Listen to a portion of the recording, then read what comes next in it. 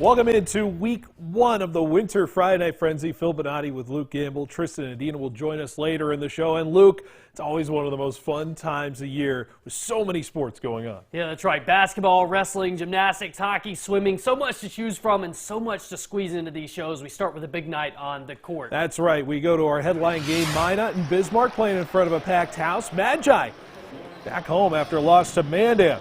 Derek Doucette giving the home fans a lot to cheer about early. This quarter three to start a big Minot run. Bismarck trying to stem the tide. That three won't go from Ty Lutzen. He's there to stick back the lay-in.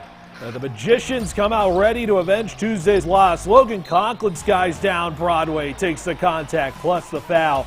Minot bounces back at home to win by 19. Let's move south. Legacy 4-2 in conference play. Mandan at the top and unbeaten. A tight one in the first. Braves with a little give-and-go action. Carson Jablonski dominant in the first half. Finishes the feed from Tri Frank.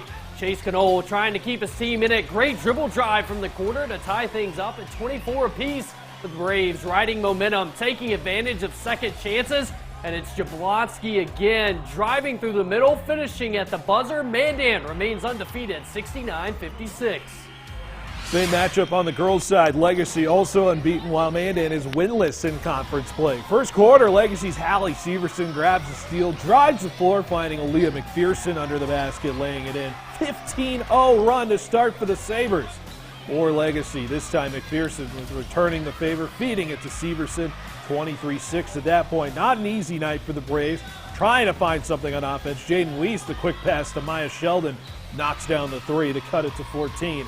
But 72-31, Legacy stays unbeaten. Let's go across town. St. Mary's has dropped 3 in a row. Century has won 4 in a row. Patriots start on a 7-0 run, but Jackson Ross cuts into that here, nails the shot from deep downtown. But the excitement in the first half coming from Anthony Doppler. The steal and the slam in transition. The Patriots roll 88-48.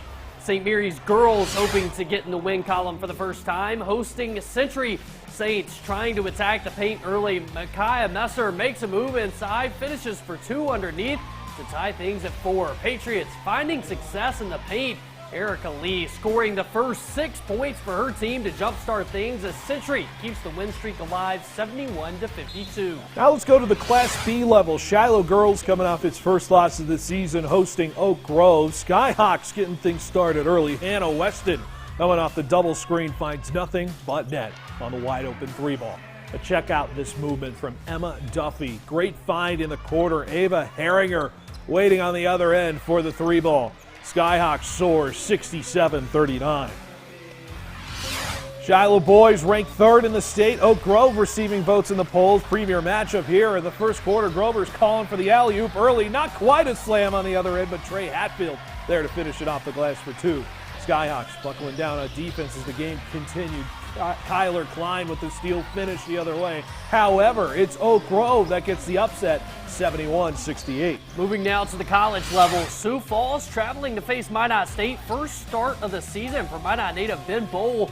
Cougars off to a hot start behind the arc. This 3 from Matt Cartwright makes it 6-0 Sioux Falls. But the Beavers find some offense from JUCO transfer Kahari Broadway. Puts just enough English on this one to finish on the attack off the bounce. Later, the Cougars extend their lead on the fast break. Kenji Scales puts in his second 3 of the first half as they go up by 5. Sioux Falls hangs on to win it by 3.